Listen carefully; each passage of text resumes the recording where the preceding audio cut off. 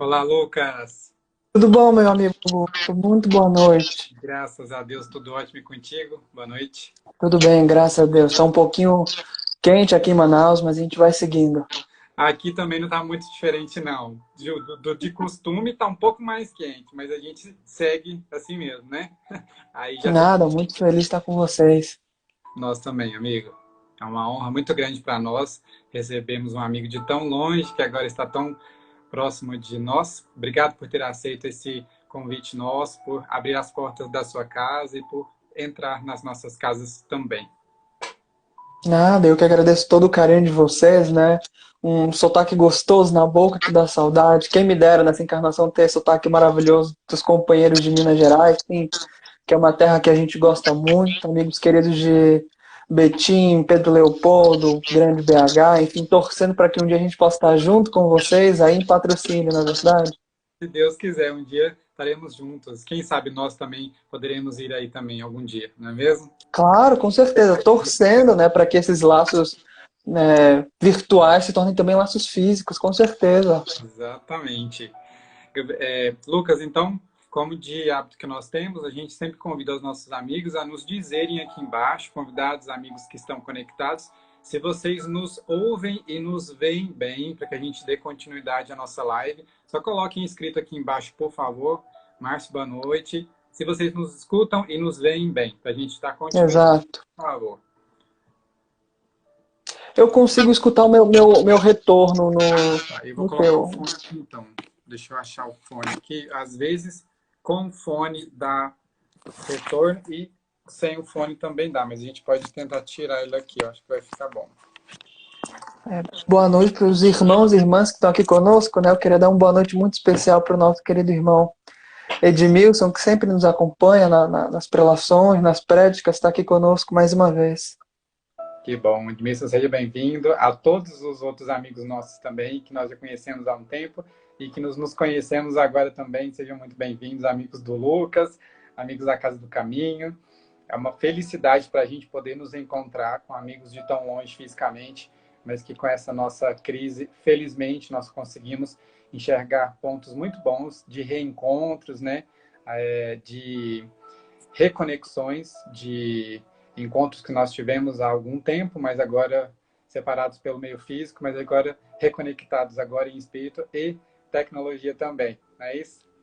Maravilha. Meu amigo, então, ok. Você agora ouve bem? Como é que o som chega aí? Não, tranquilo, tranquilo. Tá Tá, normal para mim. parou já o eco. Eu conectei o fone aqui, agora vai dar certo. Pessoal, então, para quem não conhece ainda, para os amigos da Casa do Caminho, que não tiveram contato com o nosso amigo, esse é o Lucas Gabriel, de Manaus, esse lugar muito rico, estado também muito rico.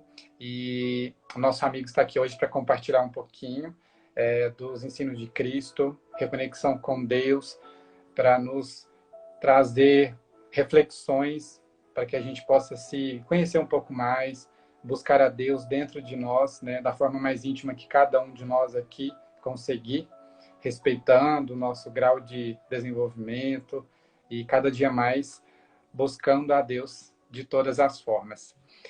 Como de costume, vamos fazer a nossa prece de hoje para a gente nos conectar com os espíritos amigos que vêm até o nosso encontro, que se encarregam desse estudo, que nos intuem de pensamentos bons, desses amigos de luz que nos carregam nesses dias e que nos deem forças para que a gente continue com esses nossos estudos, que a gente consiga levar a palavra de Deus um pouquinho até os nossos amigos que estão em casa também, ok? Senhor Deus, fazei-me perceber que o trabalho do bem me aguarda em toda parte. Não me consistas perder tempo através de indagações inúteis. Lembra-me, por misericórdia, que estou no caminho da evolução, com os meus semelhantes, não para consertá-los, e sim para atender às minhas próprias melhorias. Induza-me a respeitar os direitos alheios, a fim de que os meus sejam preservados. Dê-me consciência do lugar que me compete, para que não esteja a exigir da vida aquilo que não me pertence. Não me permita sonhar com realizações incompatíveis com os meus recursos, Entretanto, por acréscimo de bondade, fortaleça-me para execução das pequeninas tarefas ao meu alcance. Apaga-me os melindres pessoais, de modo que não me transforme em estorvo diante dos irmãos aos quais devo convivência e cooperação. Auxilia-me a reconhecer que cansaço e dificuldade não pode converter-me em pessoa intratável, mas mostra-me, por piedade, quanto posso fazer nas obras usando a paciência e coragem acima de quaisquer provações que me atinjam a existência. Concede-me forças para irradiar a paz e o amor que nos ensinastes. E, sobretudo, Senhor, perdoa as minhas fragilidades e sustenta a minha fé para que eu possa estar sempre em Ti, servindo aos seus outros. Que assim seja. Lucas, seja mais uma vez muito bem-vindo à nossa casa, a Casa do Caminho. Nós iremos fazer agora 2 instantes em que você vai falar de forma fluida, livre, em torno de 30 minutos, né? E após isso nós vamos abrir a caixa de comentários aqui para que os nossos amigos possam fazer comentários, né? Perguntar alguma coisa. E aí eu vou pedir licença para os nossos amigos para a gente desativar a caixa de comentários aqui e logo logo a gente se fala de novo. A palavra é toda sua. Muito obrigado, meu irmão.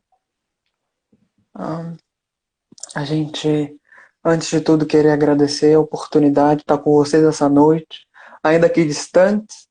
A gente torce para que um dia esses laços possam ser laços físicos, sentindo um calor humano, sotaquezinho de perto realmente, essa mistura do sotaque amazonense, pelo menos do norte, com o sotaque, né, de Minas. E a gente roga que nesses momentos que a gente vai estar junto, nesses breves minutos, nosso coração ele possa bater, nem que seja por 1 milésimo sequer, no mesmo ritmo, na frequência que o coração de nosso Senhor Jesus Cristo. E a gente está aqui apenas na condição de um amigo, de um irmão aprendendo na jornada, mas o tema que a gente vai falar hoje é um tema que nos toca a todos, intitulado Deus em Busca do Homem. Comumente, a gente pensa muito que nós estamos em busca de Deus, estamos buscando Ele nas palestras, nos livros, nas músicas, buscando contato com Ele através da meditação, da yoga, da maneira de relacionar-se com o alimento, nas preces e assim vai. E essa palestra ela é inspirada num livro de um rabino que foi escrito no século passado, Abraham Joshua Heschel, que escreveu Deus em Busca do Homem. Você pensa que Deus, ou melhor, você pensa que você está em busca de Deus? Que Deus está ali, parado, esperando a torta e a direita, estagnado, que você se aproxime dele? Muito pelo contrário. Antes mesmo da gente ter o instinto de sermos instigados pela vida a alcançar Deus, Deus está em busca de nós. Então a nossa prelação de hoje é inspirada no título desse livro, em alguns capítulos também que a gente vai utilizar para nortear a nossa prédica hoje. Bem, mas para começar isso, a gente comentou, ele é um rabino, né, obviamente da religião judaica. A gente queria começar justamente pelo começo, ou pelo menos que naquela, dentro do Espiritismo, é o primeiro passo dos 3 grandes passos da religião e a humanidade, que é justamente a religião fundada ali pelos hebreus, principalmente por Moisés. Porque quando a gente olha para o Antigo Testamento, a gente tem o costume de achar que a gente está falando apenas de um Deus vingativo, punitivo, está falando apenas ali de ganância, de animalidade.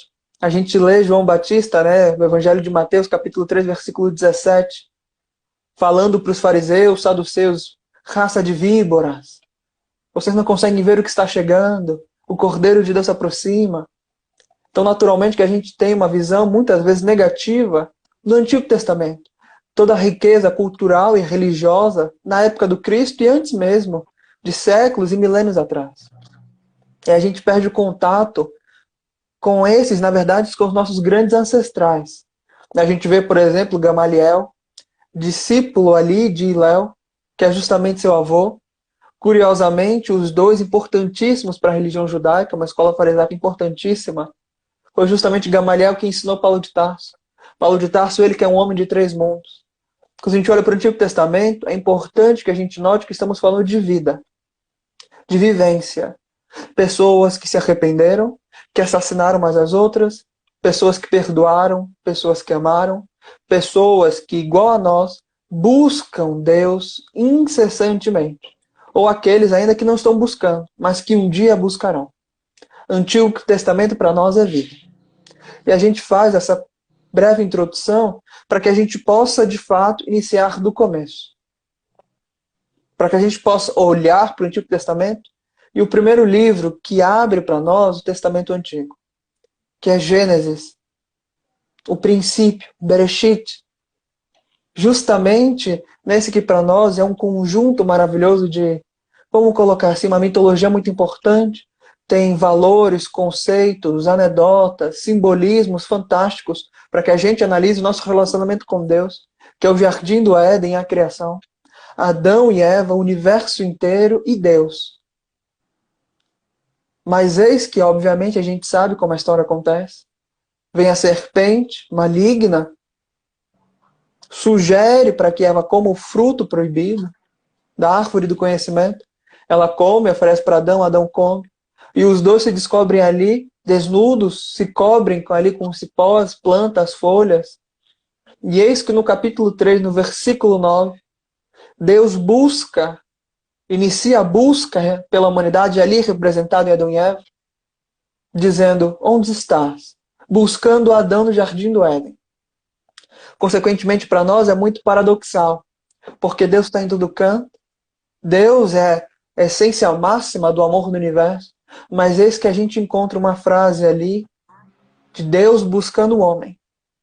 A gente pode interpretar, é claro, Adão e Eva como toda a humanidade.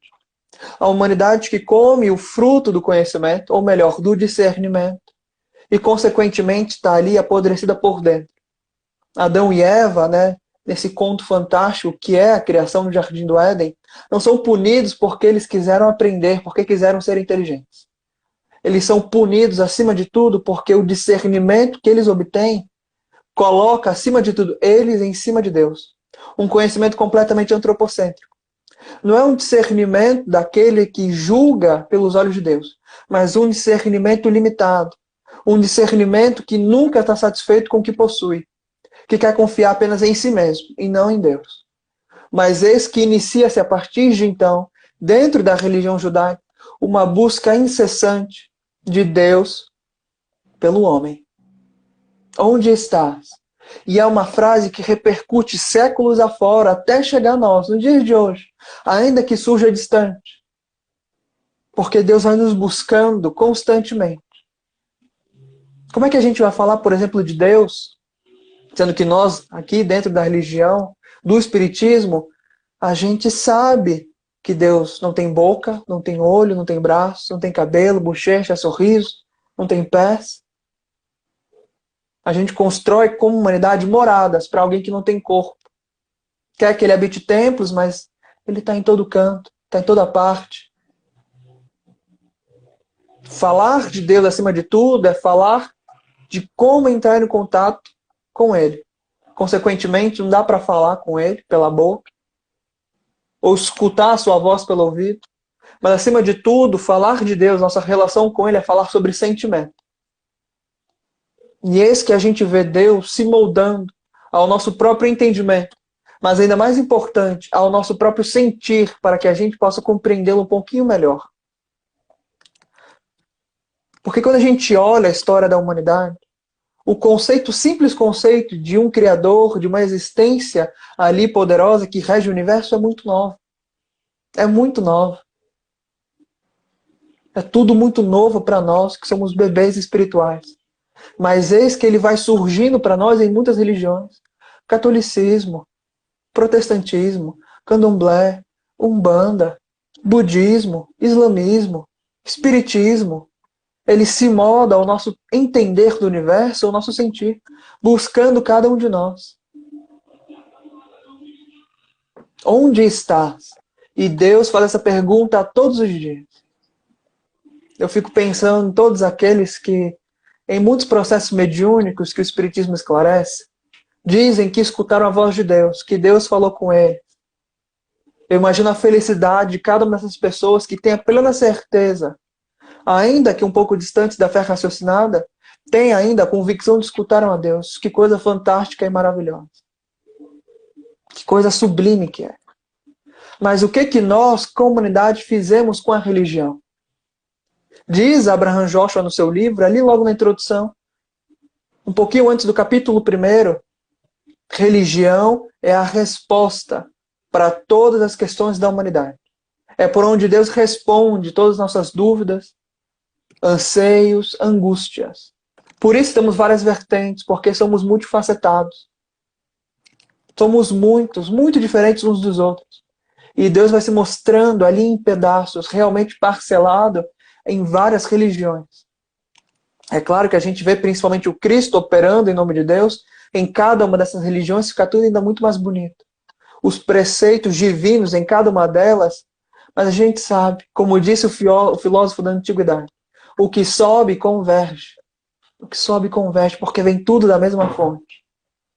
Tudo do mesmo lugar. Mas a gente repete, o que fizemos então da religião? E aí, Abraham Joshua comenta, eu gostaria de ler pelo menos esse pedacinho. Porque se a religião liberta, o que nós fizemos com esse entendimento? Se a religião ensina a amar, nos tornamos viventes e amantes melhores através dela? Ou pelo contrário, utilizamos apenas como maneira de julgar, de condenar, apontar o dedo, de oprimir e disciplinar, perdendo a essência justamente do contato com o divino, o essencial. E aí ele diz, a religião declinou não porque foi refutada, mas porque, acima de tudo, se tornou irrelevante, opressiva, insípida, quando a fé completamente é substituída por uma crença aqui simples, pueril, quando a gente simplesmente troca a devoção pela disciplina, o amor pelo hábito, religião se torna desnecessária para todos nós. Aí a gente culpa a ciência muitas vezes, porque a ciência torna o homem frio, mas a religião cai primeiro, porque justamente nós, como religiosos, fazemos mau uso dela, mau uso dos entendimentos, acima de tudo. Tornamos justamente o amor como disciplina. O que liberta agora escraviza. E aí ele continua. Quando a crise do hoje é ignorada, justamente porque o esplendor do passado a gente esquece. Quando a fé se torna simplesmente um balão, muito mais do que uma fonte viva, abundante. Quando a religião fala apenas no nome daqueles que têm autoridade, no lugar da voz da compaixão, sua mensagem se torna sem sentido. Justamente por isso. Porque, acima de tudo, a religião nos ensina a ter uma voz que busca a Deus. Porque Deus busca por nós.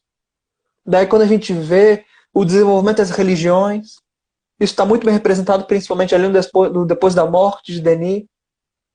Também na introdução do problema do ser, do destino e da dor, mas principalmente depois da morte, ali no capítulo 6. Na introdução também, Denis vai falar para nós como a religião vem pulsante dentro de nós e a gente a menospreza. Disse o Cristo para Nicodemos, ali no capítulo 3, versículo 16. E eis que Deus amou o mundo de tal maneira, Deus amou o mundo de tal maneira que deu seu Filho unigênito, para que todo aquele que nele crê não pereça, mas tenha a vida eterna. É realmente a misericórdia muito bem representada em todas as religiões. E nós, muitas vezes, como cabeças duras, renegando, postergando esse contato fantástico com o divino, com Deus, que é Pai e Mãe de todos nós. Mas a gente insiste.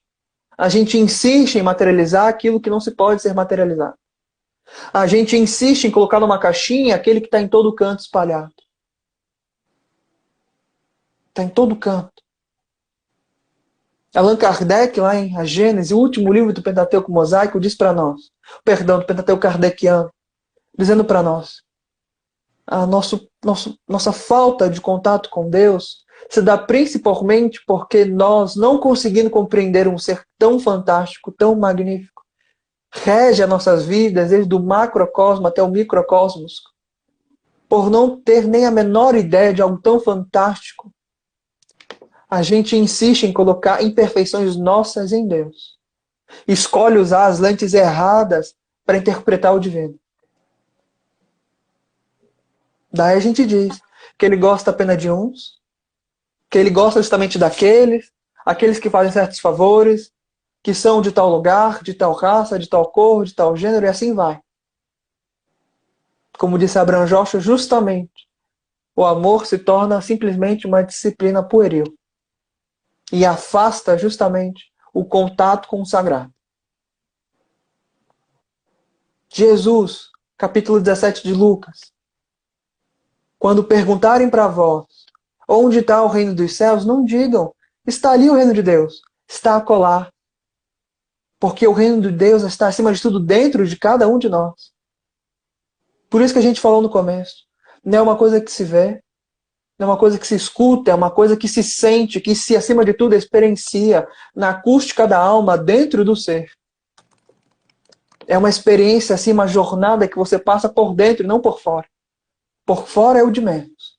Muitas vezes as situações de fora chamam a atenção para dentro. E não o contrário. E não o contrário.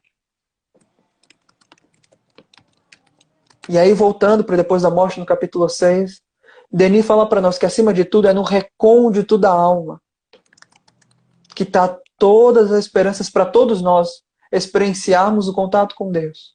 No recôndito da alma. Deus já esteve ali, entre aspas, ou pelo menos foi buscado em guerras, em sacrifícios.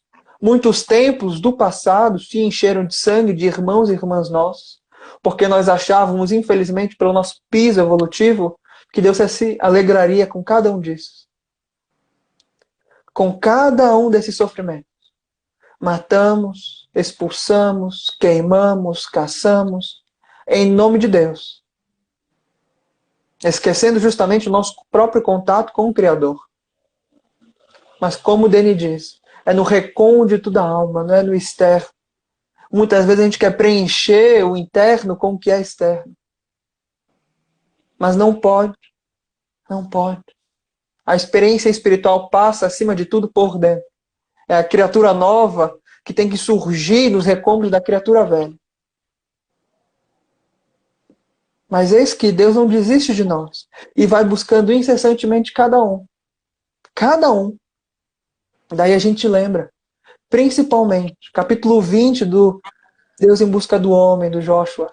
Dizendo para nós que, acima de tudo, o contato com Deus é ser esmagado pela sua majestade. É entrar em contato com Deus. Reconhecer a sua existência é, acima de tudo, ser esmagado pela sua majestade. É reconhecer Ele espalhado por todo canto, em todo lugar, para que então a gente de fato descubra Ele dentro de nós. No templo sagrado que é o coração de cada criatura. Não é o que Jesus diz?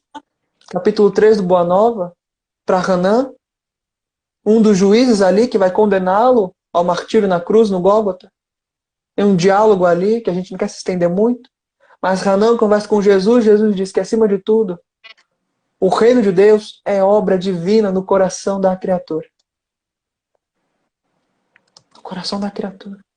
E a gente insiste em buscar fora. No entanto, a gente cita, por exemplo, Paulo de Tarso. Está ali em Atos dos Apóstolos, capítulo 17, mas também está ali no capítulo 6, segunda parte do Paulo Estevão, quando ele vai falar em relação a Cristo, a Deus, principalmente quando ele está ali em Atenas, cidade que ele era encantado, que ele queria conhecer. E eis que ele começa a falar de ressurreição e os gregos ali começam a rir da sua cara. Mas ele cita um poeta da antiguidade,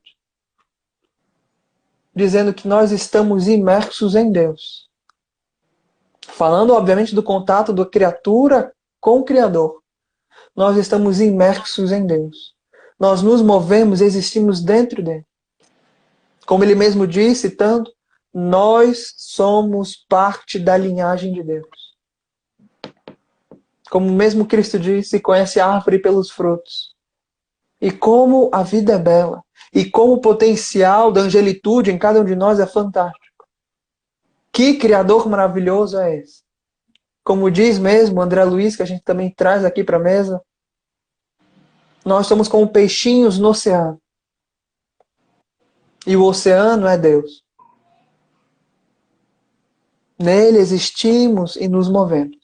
Por isso não há dentro ou fora, há apenas estar dentro de Deus. Todos nós estamos mergulhados no seio amoroso do Criador. Talvez esse seja o primeiro passo, de fato, para reconhecer que Deus está em busca de nós. Às vezes a gente ora olhando para cima, pedindo muitas coisas, com incensos, com velas, mas menosprezando o contato íntimo no silêncio da alma. Menosprezando muitas vezes que estamos já imersos nele. Que ele conhece cada um de nós perfeitamente. E está ali buscando cada um de nós como Pai. Por isso que Joshua diz: estar em contato com Deus é ser esmagado pela sua majestade. É olhar ao redor e sentir conectado por laços de amor e fraternidade. Em cada criatura, em cada lugar.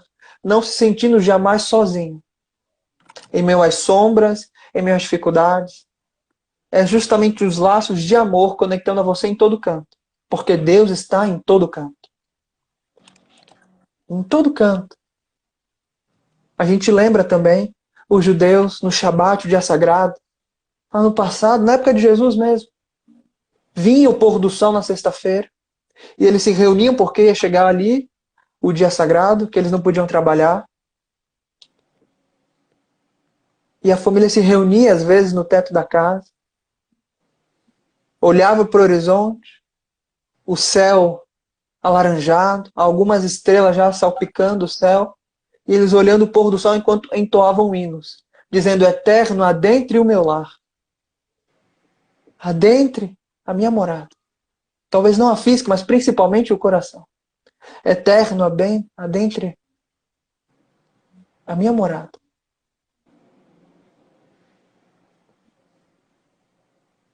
Falar de Deus em busca do homem é lindo, mas falar da gente em busca dele também é. Porque é mútuo. Porque é mútuo. Que a gente não esqueça disso. Quando a gente busca ele, ele já buscou a gente primeiro. Diz João, na sua primeira epístola, João Evangelista, capítulo 4, falando sobre Deus. Amamos porque ele nos amou primeiro. Isso, obviamente, também se aplica a Cristo, representação máxima de Deus entre nós. Amamos porque ele nos amou primeiro. Buscamos, em outro condicionamento verbal, porque ele nos buscou primeiro. Eu lembro de um caso, de um Uber, estava me locomovendo aqui em Manaus, e tinha um carro parado na nossa frente, estava um trânsito muito grande na cidade nesse dia, e o Uber, leu assim, um adesivo que tinha no carro, na frente: Deus me deu. E aí o Uber, ele riu. Deus não deu para ele. Ele comprou com o dinheiro dele, ele trabalhou para ter. Comprou, porque Deus não dá carro, não é fábrica de carro. Comprou com o dinheiro dele. E eu quietinho, pianinho, ali pensando, e eu pensando assim com os meus botões: é verdade. Deus não deu carro para ele, propriamente dito. Mas Deus deu a saúde mental, espiritual, emocional, a condição mínima necessária, pelo menos, para ele permanecer firme e forte. Talvez o apoio da família, a força perante as atribulações, o trabalho que ele tem, a força, o alimento. Porque a gente fala, em relação a isso, mas o alimento mesmo é Deus, através da natureza, que nutre a planta no solo. É Deus que fortalece o trabalhador de todos os dias. Deus não deu propriamente o carro, mas deu todas as condições mínimas necessárias para que aquele ali, o motorista daquele carro, pudesse, para que no futuro, juntando dinheiro, comprasse o carro. Conosco, para todos nós, é assim. Nós compramos muitos carros na vida, graças a Deus. É o trabalho que nós temos. A condição aqui de ter uma conversa no Instagram é, às vezes, um trabalho no doutrina espírita, é o filho, é a filha, é o casamento. Eis que são ferramentas maravilhosas, acima de tudo, pedagógicas, de Deus para buscar o nosso coração. Daí a gente lembra de um texto de Emmanuel, que está ali no capítulo 25 do livro Coragem, que eu gostaria de citar pelo menos o último parágrafo, para todos nossos irmãos e irmãs, para que a gente tenha essa percepção de que Deus está sempre conosco. Emmanuel diz: eis que Deus te abençoa a cada instante, no ar que respiras, no pão que te nutre, no remédio que te refaz, na palavra que anima, no socorro que alivia, na oração que consola. É isso que Deus busca o nosso coração incessantemente. Amamos porque Ele nos amou primeiro. Como será que Deus está buscando cada um de nós? E falando especificamente para você que nos escuta. Como que você já percebeu Deus hoje? É a palestra espírita que você viu? É o consolo nas bocas de um amigo querido? É a oportunidade de servir a alguém, a alguma causa? Como que Deus te buscou hoje? Porque Ele está aí, buscando cada um de nós. Para encerrar, a gente quer só falar duas falas muito importantes. Uma delas, a nossa querida Maria Dolores, que ela tem um texto maravilhoso sobre Deus buscando cada um de nós. Está ali no capítulo 22 do livro A Vida Conta, que ela diz o seguinte: se você caiu de grande altura, não pense que esteja perdido para sempre. Não pense. Porque de qualquer modo, a bondade de Deus nos cerca e nos procura.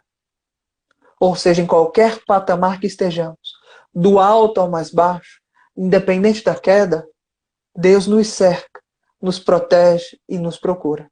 Nosso desejo máximo para todos nossos irmãos e irmãs aqui conosco é que um dia nós tenhamos a fé clara do Cristo, mas acima de tudo que um dia nós possamos ter a confiança e intimidade que Cristo tem com Deus. Como diz o próprio evangelista Lucas, no evangelho que leva o seu nome, ali no Getsemane, no Jardim das Oliveiras, na escuridão da noite, enquanto seus discípulos amados dormiam, Cristo suava sangue. Mas ainda assim, teve a coragem e a capacidade, o amor máximo em dizer: Abba, Paizinho. Cristo suando sangue, momento de angústia porque sabe que vai ser crucificado, sabe que Judas vai se suicidar, que Pedro vai o negar, que os apóstolos serão perseguidos, que chorarão muito, sentirão falta do Cristo, que acabou o tempo de contato com Ele, nessa angústia máxima, que é para nós a angústia de Deus sem o nosso coração. É esse que Cristo diz: Abba, Paizinho. Esse é o nosso desejo para todos nossos irmãos e irmãs. Que um dia nós tenhamos o amor do Cristo, para que nas grandes tormentas, mas também nos grandes momentos de felicidade, nos muitos desenrolares da vida, nós possamos chamar justamente Deus de Paizinho ou Mãezinha, porque justamente Ele nos busca incessantemente. São esses os comentários com relação a Deus em busca do homem. Meu amigo, que felicidade a gente poder ouvir essas palavras que nos confortam, nos encorajam, para que nós possamos nos permitir ser encontrados por Deus, já que Ele nos busca incessantemente e incondicionalmente, né? Amigos que estão aí conectados com a gente, sintam-se à vontade para participar, para fazer alguma pergunta, um comentário, somar a esse estudo, né? Nós temos vários tópicos para a gente discutir nesses 25 minutos que faltam. É um pouco tempo, né, cronologicamente, mas tempo muito rico. Então, a gente vai tentar ser o mais breve possível para a gente conseguir ser conciso. E enquanto nossos amigos não falam alguma coisa, separei aqui alguns tópicozinhos do que a gente poderia dissertar um pouquinho mais. Quando você falou que Deus nos busca o tempo todo, Ele nos solicita o tempo todo. E o quanto nós estamos permitindo sentir essa busca de Deus em nós, porque nós amamos Ele porque Ele nos amou antes, Ele nos criou, então Ele sabe do que passa por dentro de cada um. E nesses últimos dias eu tenho tentado sentir essa busca de Deus em mim. E a gente pode sentir isso de uma forma muito simples. Nós não precisamos nos usar de palavras difíceis, termos complicados, preces belas do ponto de vista poético, para que a gente se conecte com Ele, porque a gente sabe que na mais simples prece, no mais simples sentimento, Deus está lá ouvindo a todos nós. E eu consegui esses dias sentir a busca de Deus por um vento que bateu no meu rosto. Só para a gente ter uma ideia do quanto que essa busca pode ser simples, pode ser fácil, pode ser doce. Eu troco pode por deve, porque ela é fácil, ela é simples, ela é doce. Então a gente pode falar um pouquinho sobre isso também. A nossa amiga Suzana pergunta como consolar alguém que está descrente diante das dificuldades.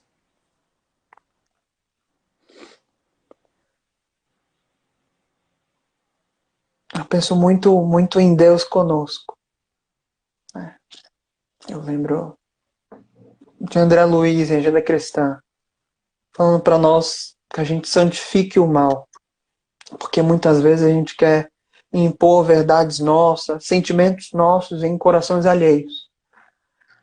Eu cito isso porque eu acho que, acima de tudo, quando a gente vê a tristeza de um coração próximo, familiar, parente, cônjuge, etc., e a gente se sente na necessidade ali de dividir aquela dor, de que aquela dor amenize, eu acho que vai muito realmente na importância do trabalho, de se esquecer na dor do outro, para que então venha fruto bom, para que então venha felicidade. Digo isso porque eu lembro Francisco de Assis quando diz para nós que vá aonde for, prague o evangelho mundo afora. Se for necessário, use palavras. Então, muitas vezes, consolar alguém é justamente, como disse André, santificar as partes da pessoa que estão enraizadas no pessimismo, no negativismo, através não das nossas palavras, mas de saber escutar, saber orar por aquela pessoa. Não para que aquela pessoa se converta ali em expoente de fé, de luz, mas que, acima de tudo, essa pessoa possa escutar, acima de tudo, Deus dentro dela. Para que nossos fluidos perispiríticos auxiliem os fluidos perispiríticos daquela pessoa que a gente quer ajudar. Eu diria, acima de tudo, no silêncio de todos os dias, a gente pode consolar muitas pessoas. Principalmente pessoas que a gente conhece o coração. Escutando, abraçando, conversando. Não necessariamente falando de Jesus, falando especificamente do Evangelho. Cristo mesmo, para falar de Deus, falava de semente, de planta, do céu, de árvore, de cobra. Falava tudo em relação a Deus, porque Deus está em todo canto. Consequentemente, eu acho que isso é um grande exemplo para nós. Usar do silêncio de nós mesmos, mas com um trabalho ativo para consolar os outros. Nosso amigo Márcio disse que a presença dessa busca ocorreu no dia 10/8 na live, não, minha não, meu amigo, na live do nosso amigo Eduardo Belli, e a partir desse dia meu viver vem se transformando. Ficamos felizes, amigos, por podermos ser meio pelo qual Deus chega até nós, né? Que Ele nos encontra. Nosso amigo Edmilson complementou aí falando que somos espíritos de que uma fagulha de Deus, então Deus está em nós sempre. É o que o nosso amigo falou um pouco mais cedo, né? Que o reino não estamos dentro e nem fora, simplesmente estamos imersos em Deus, né? Somos peixes, né? E a água é Deus, porque Deus está em tudo, simplesmente, né? Eu achei interessante, Lucas, quando você disse que situações externas chamam para coisas de dentro e não o contrário. Eu queria que você falasse um pouquinho para a gente sobre como que a gente enxerga essas coisas externas que nos levam para dentro e como que a gente conseguiria despertar de dentro para fora. Muitas vezes a gente pelo menos, né, tem uma vontade muito grande de ter a fé dos grandes da humanidade ou dos pequenos da caridade, por assim dizer. Na fé de um Chico, de um Francisco de Assis, de uma Mahatma Gandhi, Madre Teresa, Clara de Assis, enfim, qualquer vertente religiosa, a gente tem ali, admira eles, obviamente, por serem grandes poentes de luz, representação ainda em diferentes escalas do Cristo mesmo entre nós. Só que a gente desdenha justamente o nosso próprio testemunho, a nossa própria oportunidade de experienciar o que eles experienciaram. Então, quando a gente escuta o Cristo falar das portas estreitas da vida, a gente fala sobre bondade, perseverança, sobre fé, mas a gente só consegue, ou melhor, a fé, a bondade, a perseverança não são portas, são destinos. Chegar até esses destinos envolve passar justamente pela porta da descrença, pela porta de todos os dias que nos conclama trabalho, que nos conclama desafios. E isso, consequentemente, passar por essa porta e ter bom êxito, porque é muito estreita, exige transformação íntima. Ou seja, exige de nós ali que as engrenagens do coração trabalhem mutuamente para que então surja a coragem e a esperança em atravessar os destinos da vida, as estradas, para chegar nesses destinos de condições mentais e espirituais, aqui que a gente falou dessas virtudes para nós que são muito importantes. Por isso que a gente falou, situações externas chamam nossa atenção para dentro, porque é justamente são esses momentos que a gente para e reflete que a gente precisa construir morada interior. Quando Cristo diz a casa edificada sobre a rocha, qual é o primeiro ponto? Cavar fundo sobre a rocha. E cavar fundo, obviamente, para nós, nesse ponto aqui, a casa é o nosso próprio coração, a morada de Cristo em nós, consequentemente de Deus também. Cavar fundo significa tirar a areia, a terra, o pedregulho do nosso próprio coração, para que então o externo venha e não nos abale, porque a morada íntima está pronta. Só que muitas vezes cavar fundo exige tirar a areia do pessimismo, consequentemente os pedregulhos do orgulho, as pedras maiores do egoísmo, da avareza e assim vai. Por isso que muitas turbulências você só consegue a força mesmo quando você olha para dentro. Porque aí você percebe aqueles pontos frágeis na sua casa, na sua morada interior, seu castelo interior, como diz Calderaro para André Luiz, no Mundo Maior, que você tem de fortalecer para aguentar as adversidades da vida. Não menosprezando, como o Emmanuel sempre nos deixa muito claro, que tudo é aprendizado, até mesmo passar pela porta do sofrimento, para que então a gente chegue no regozijo espiritual. Ótimo. Nosso amigo Márcio pede, né, para que você fale um pouco mais sobre como vivência essa em busca no silêncio. Creio eu que como viver essa busca no silêncio, né? Creio eu. Acho que é vivenciar essa busca no silêncio. Vivenciar essa busca, isso. Quando a gente fala do silêncio, o mundo, ele pode estar de muitas maneiras. Ele pode estar gritando para nós, pode ser um desespero amoroso, um desespero financeiro, um desespero de saúde realmente. O mundo está sempre em transformação, assim como nós. Mas quando a gente fala sobre buscar Deus no silêncio, é no silêncio de nós mesmos. E esse silêncio é justamente como se a gente estivesse ali numa lagoa, num rio, num riacho, ou numa poça mesmo pequena. Porque quando, ou melhor, para que a gente compreenda o exemplo em melhor plenitude, se a gente está, por exemplo, numa poça, se a água está mexendo muito, consequentemente, porque é raso, o lodo vai vir todo para cima. Consequentemente, vai ficar turbo. A gente não vai conseguir ver o nosso próprio reflexo. Para enxergar o reflexo de nós mesmos e, consequentemente, ver Cristo dentro de nós, é necessário que essa água esteja tranquila. Tranquila, independente dos movimentos do mundo. Daí eu lembro um texto de Emmanuel, para que a gente compreenda. Um texto que eu gosto muito, é o Se Crês em Deus, do Emmanuel, capítulo 16 do livro Coragem, que ele diz assim: se crês em Deus, por mais te ameacem os anúncios com prováveis pessimismo, ou melhor, com pessimismo ou prováveis calamidades futuras, conservarás o coração tranquilo. Por quê? Porque você vai estar em contato constante com Deus. Porque Deus controla tudo. Não é nós que estamos no controle. A gente trabalha, cocria junto com Deus. Mas é Deus que rege o universo. Quando a gente tem essa certeza dessa simples frase, que Deus está no controle, a situação muda. O paradigma com relação à nossa visão, os problemas muda. É o momento de silenciar dentro. Justamente como a gente vê nos evangelhos, Cristo acalmando a tempestade. Tempestade dos nossos próprios sentimentos. Da angústia, do medo, do anseio, da falta de fé. Ele acalma para que então o barquinho possa ali seguir tranquilo até o outro lado. Aqui, para nós, a nossa própria encarnação. Por isso que é no silêncio. As coisas, elas acontecem no silêncio. Um outro exemplo também da importância do silêncio. A gente não escuta uma árvore crescer. Não escuta.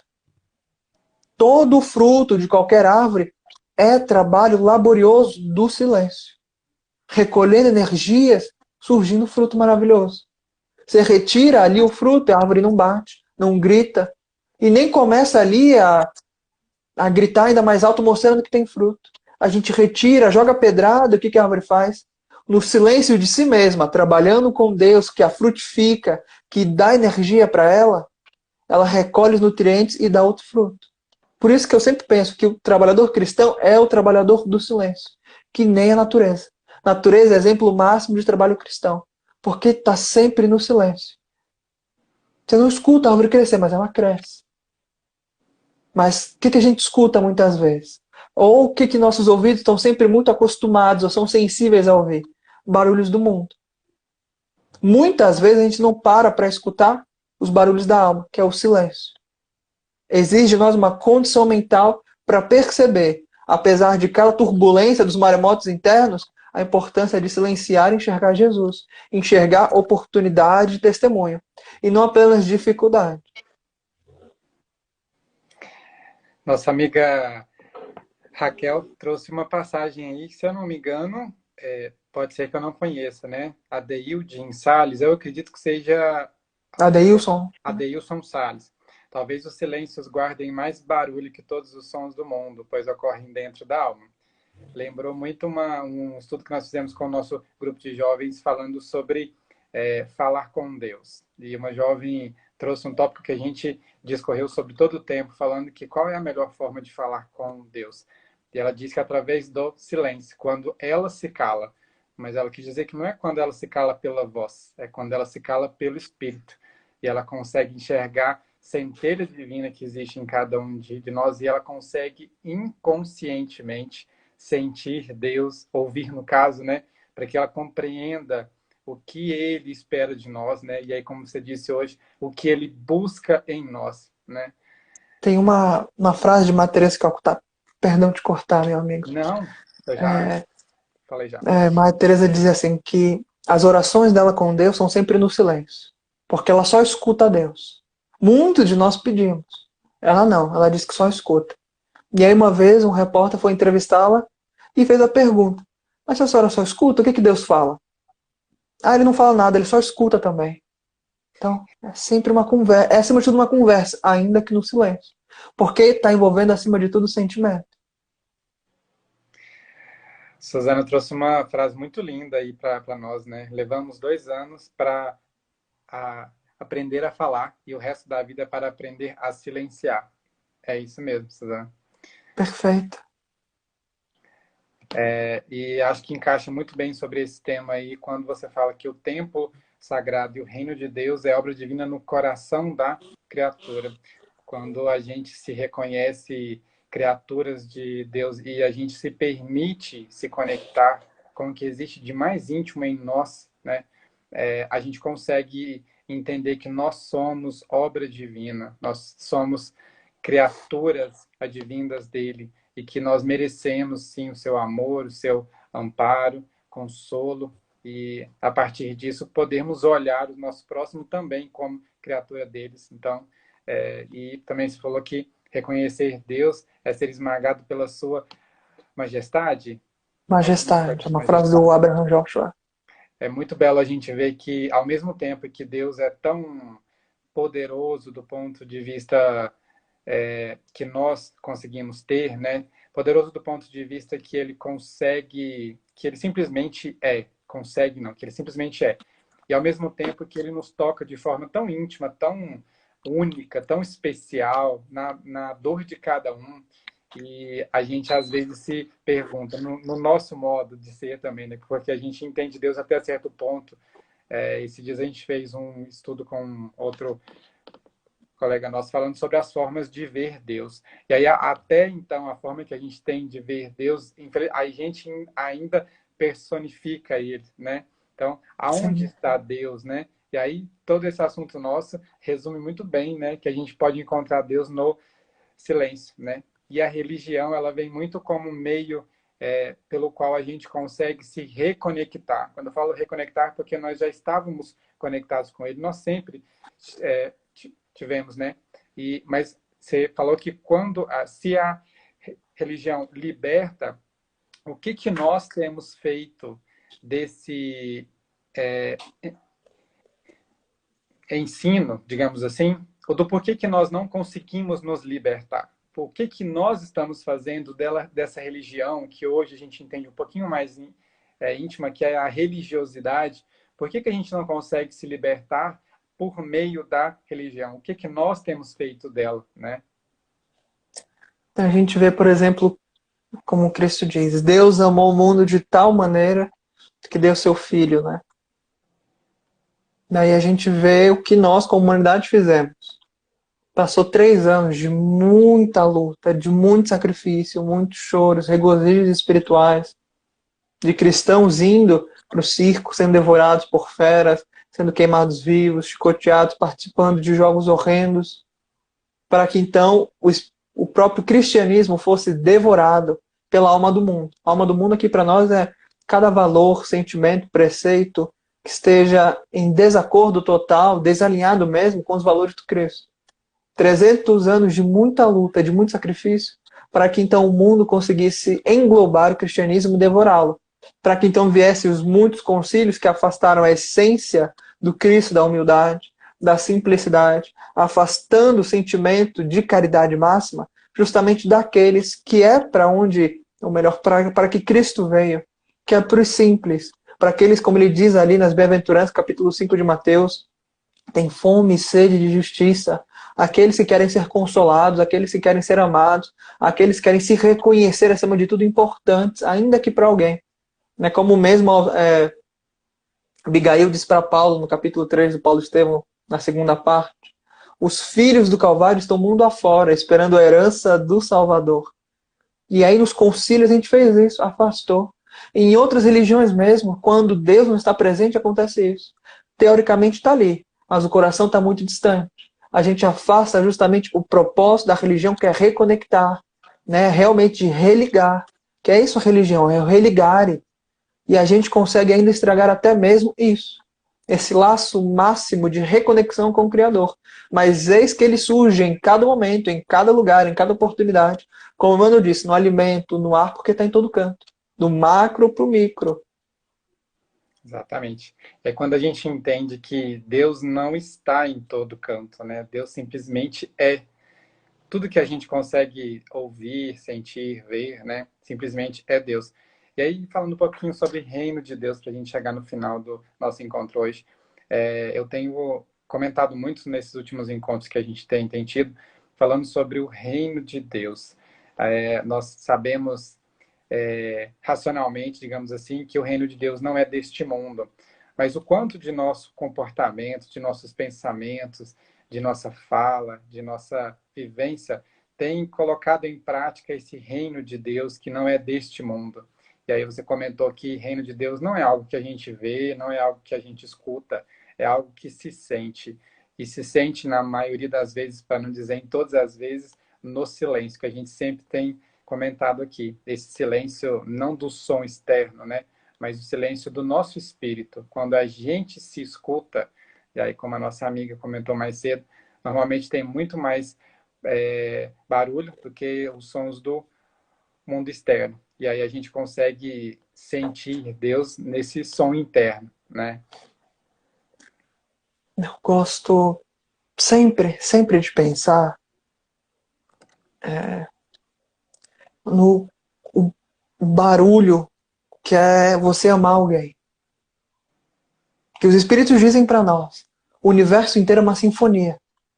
O movimento das estrelas tem um barulho.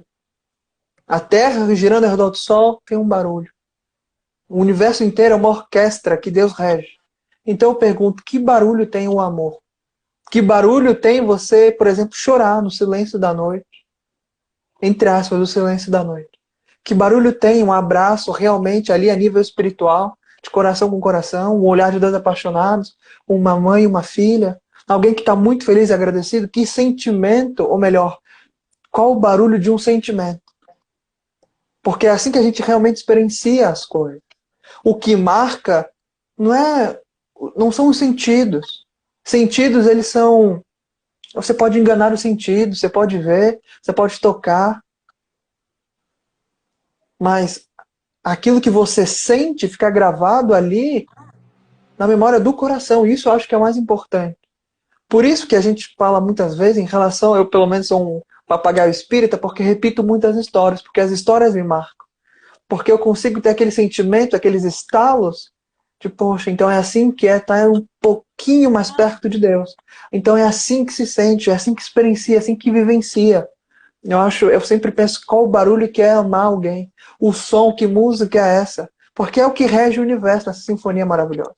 Então, se eu pudesse deixar aqui realmente já encaminhando para o final das mensagens, para os irmãos e irmãs, que a gente não pare nunca, nunca, nunca, nunca, por mais que o mundo queira nos afastar desse sentimento, que a gente não pare jamais de ter o desejo de escutar essa sinfonia do universo, que é o amor, que a gente possa realmente um dia chamar Deus de Paizinho, como fez Cristo, e que um dia a gente possa estar em perfeita comunhão com Ele, que a gente nem lembre mais desses dias, que a gente teve a fé vacilante, mas acima de tudo sempre lembrando em perfeita comunhão com Ele e não voltando atrás. Mas tendo a felicidade, por exemplo, do filho pródigo ali no Evangelho de Lucas também, talhado nesse Evangelho, que é o filho voltando para casa. Que o dia então a gente possa retornar para casa e permanecer sempre na casa de Deus, como o filho pródigo. Exatamente. Queria falar aqui rapidamente uma história breve de um livro que nós lemos no culto no lar ontem, que fala sobre a tristeza e a alegria, que elas conversam entre si. E aí elas se falam sobre o que cada uma delas fazem. E nesse livro, que não é espírita, que a gente utiliza aqui no nosso culto no lar, nos deu a ideia muito clara de que Deus simplesmente é tudo, simplesmente tudo. E essa conversa nos deu a certeza de que Deus está na tristeza e na alegria, invariavelmente, porque em qualquer um dos sentimentos sempre há um ensinamento para que a gente sinta o nosso Deus interior vibrar de forma muito suave, e aí cada um vai conseguir ouvir um som diferente, né? Mas quando a gente consegue ressignificar todos os sentimentos que Deus nos permitiu ter para o nosso desenvolvimento, crescimento e aperfeiçoamento, nós vamos conseguir ouvir essa busca de Deus em qualquer um dos nossos sentimentos. E que esses sentimentos estejam com os nossos amigos, amigos encarnados e desencarnados que estão com a gente nesse encontro. Lucas, obrigado de coração, em nome de todos os nossos amigos aqui da Casa do Caminho, que você se sinta abençoado ainda mais por Deus, pelos amigos de luz que estão contigo, e que Deus esteja com cada um de nós e que nós possamos nos permitir ser buscados por Deus a cada dia. Obrigado de coração. Nada, eu que agradeço. Um abraço para todos nossos irmãos e irmãs, que nosso coração tenha batido pelo menos um pouquinho no ritmo de nosso Senhor Jesus Cristo. E a pergunta que falta: Deus está conosco. Nós estamos com Deus? Exatamente. É isso. Amigo, obrigado mais uma vez. Que a gente possa ter novas chances de ter encontros como esse, tá? Obrigado aos nossos amigos que estiveram com a gente, contribuíram muito para que esse estudo fosse um pouco mais claro, para que a gente colocasse em prática e consiga colocar em prática a cada dia. Gratidão eterna aos espíritos que trabalharam com a gente hoje, intuindo-nos de sentimentos leves, puros e coragem. Fica com Deus, amigo. Amigos também fiquem com Deus e que a gente possa ter novos encontros como esse. Paz.